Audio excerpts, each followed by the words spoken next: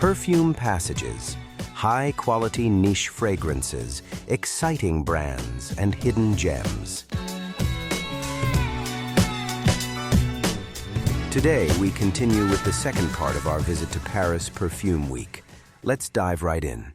When you enter the Palais Brongniart, it's not immediately clear what makes this historic building so special on the inside. You're surrounded by a pleasant, tranquil atmosphere. Daylight streams through the high-glass ceiling into the large central hall, much like in the exhibition halls of the Louvre. Similar to a peristyle in classical architecture, the central hall is surrounded on all sides by colonnades, where several separate sections open up. These are softly illuminated by windows and subtle artificial lighting. With optimal lighting, one can focus on the lovingly presented liquid treasures. As with many things, what is neatly arranged on small tables there is only the tip of the iceberg, the foundation of a long chain of actions by many people involved, from raw material production through creative and technical processes to the final elixir. At the small booths, the fragrances are prepared in front of the bottles for contactless testing, in glasses with cotton wool, in funnels, or on other carriers. Those who wish can spray them onto artfully designed papers or directly onto the skin.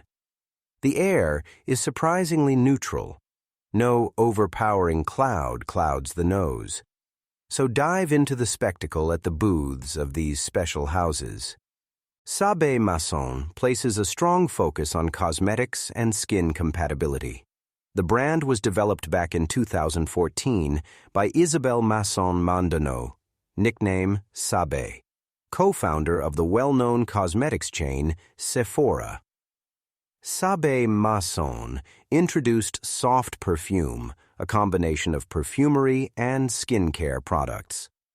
The fragrances are designed not only to scent the skin, but also to respect and strengthen it. To achieve this, alcohol is completely omitted in favor of the patented water plant emulsion, WPE technology. This creates a milky, moisturizing emulsion that can be sprayed over large areas and is also suitable for sensitive skin. Incidentally, Argentum from England uses the same technology. Sabé Masson's round black bottles, with their heavy lids adorned at the top as if with a seal, look very high quality. The sturdy sprayers are a highlight. They can be pressed down for a long time, dispensing a generous amount of the liquid. You can use them without hesitation like a body lotion and wear the delicate scents all over your body. Perfuming can thus become an intimate ritual.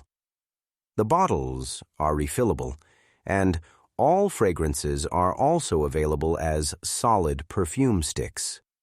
Although there were no new releases at the fair, I was presented with something very special, a woody, leathery fragrance currently in development, for which a decision on mass production has not yet been made. Its aroma is reminiscent of Queer Nilam by Atelier Materi, only slightly more subdued with a meditative ethereality. It remains to be seen whether this more masculine and mature fragrance will hit the market. It would certainly make the brand even more appealing to men over 30. The many exhibitors from Asia were particularly exciting. One of the continent's better-known brands is Toba, founded in Hong Kong in 2021 by Jasper Lee and Adrian Yu. Lee, a painter, views perfume as an artistic extension of his earlier visual work. Adrian Yu brings his expertise in luxury retail to the partnership and focuses on sales, marketing, and strategy. The collaboration quickly achieved a breakthrough without relying on luxurious-looking bottles or presentations. The bottles are Asian minimalist in style and thus free from any attachment to a specific style or era. The transparent cubes with rounded corners and edges appear as the perfect addition to a tidy shelf at home. The sans serif capital letters reflect a modern graphic design aesthetic that stands out from ornate embellishments and aims to direct the focus to the essentials. Across the individual releases, the fragrances come across as nuanced and experimental, yet easily wearable without being overpowering. This is likely due to their Asian origins, where scents are significantly more understated than in Europe or even the Arab world.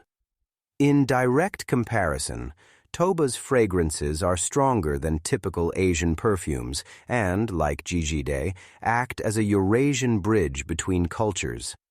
The fragrances are often dedicated to a theme, such as higher self, a smoky fougere, gently citrusy, floral with a chocolate patchouli base, or force, spicy aromatic with cypress, sandalwood, incense, and a leather patchouli base, while some simply refer to the fragrance family, such as indolence, spicy, fresh with caraway, citrus notes, amyris, and tea on a vanilla patchouli base, or rose on the shore, maritime floral with rose, geranium, oak moss, and pepper on a vetiver patchouli base.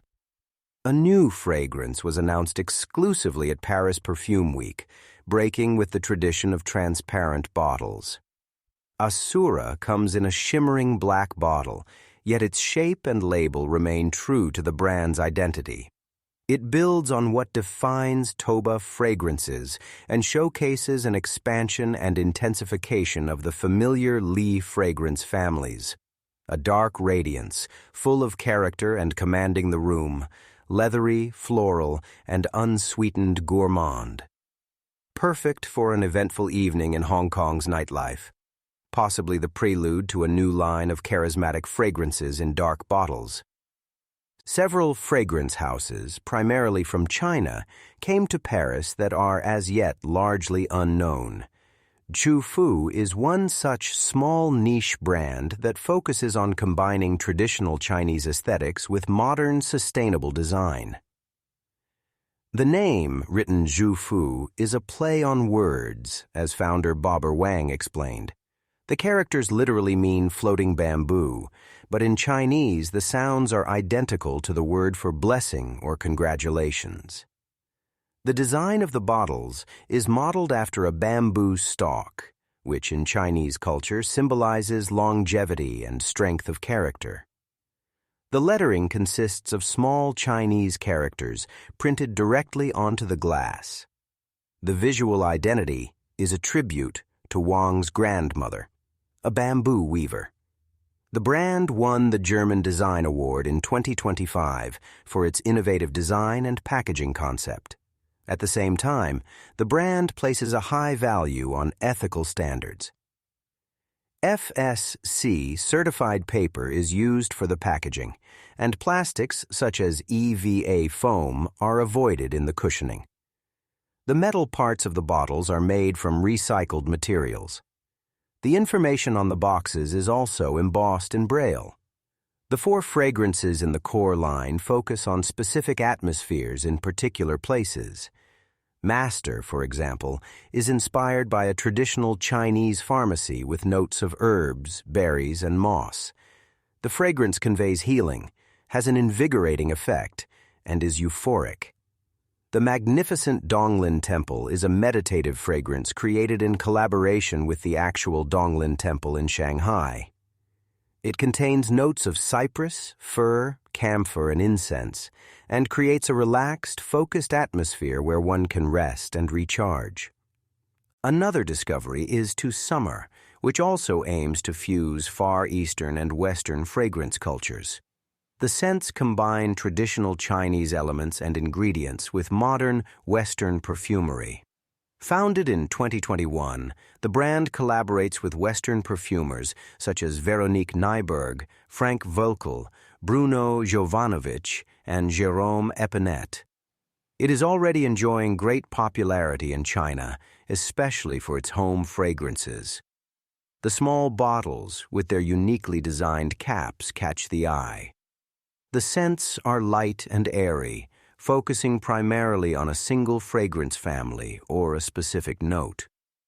Those who prefer bold statements will find this brand lacking.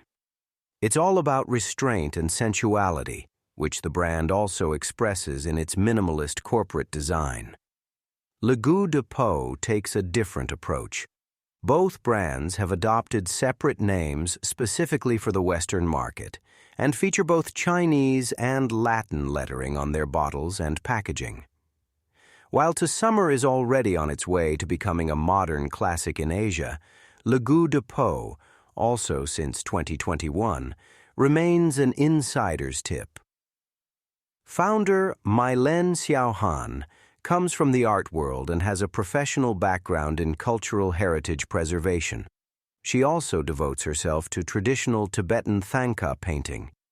Every detail of the brand's identity is artfully staged with a mythical touch.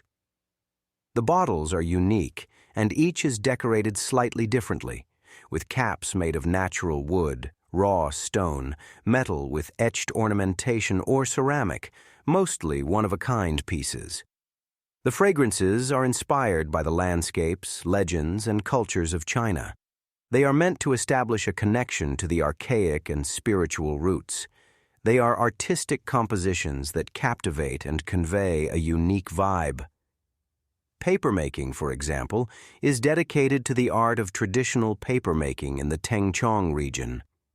Notes such as mulberry and ink are used to evoke the feeling of an ancient library in the midst of a tropical forest. Sentimento's philosophy is very similar. The brand views its fragrances not merely as plant essences, but as distillations of the Chinese way of life. Both the fragrances and the bottles are designed to eliminate the superfluous, revealing the quiet power of the materials and raw ingredients. The classic dark bottles are often crafted from handmade sandalwood. For special editions like the fragrance Desolate Dream, rosewood or ebony are sometimes used. The bottles are crafted using a traditional mortise and tenon joint that requires no nails or glue. The lids are offset so that the corners protrude beyond the surface of the bottle. They are also adorned with wood carvings or metal fittings. The boxes feature embossing, wax seals, and lithographic prints, visually conveying the spiritual and historical character. Those seeking exclusivity in the form of natural, handcrafted production have come to the right place. The creations of a collective called Seekers are characterized by the use of rare raw materials and seem tailor-made for ritual incense ceremonies. 3 new fragrances from the Golden Silk Road line were presented at the fair. The Feast, an opulent composition interpreting festivities along the trade route. The Making, a fragrance intended to express the artisanal creative process. And the Tear, a spiritual, incense-accented interpretation of sentimental emotion. These were also available for purchase on site. Apart from that, they have been virtually impossible to find outside of Asia so far. Therefore, the brand was seeking distribution support at the fair. Another tip. The online shop Baroma.Asia offers several fine Asian fragrance houses such as Jufu, Le Goût de Peau, or Fukudu, and is one of the few that ships almost worldwide. For $50, you can put together your own personalized discovery set with 5 fragrances of your choice. In conclusion, it's clear that this year's focus was on line development and communicating the brand's philosophy. Fewer new products, more emphasis on showcasing the existing range. Such an intimate industry gathering is the perfect opportunity to get to know smaller brands and the creative minds behind them in person. This year's Paris Perfume Week showcased even more manufacturers who are conscious of their responsibility, their history, and their creative potential. The brands represented are less interested in following current trends than in revealing their unique world to a select audience. The result is a collection of rare fragrance masterpieces that took center stage in the elegant setting and could be savored to the fullest. Here, perfume is not primarily understood as a product, but as a cultural, sensory, and downright ethical mission. You can find all links for this episode in the show notes. Thanks for listening. Maybe we'll see you next year in Paris at the 4th Paris Perfume Week. Until then, or until the next episode.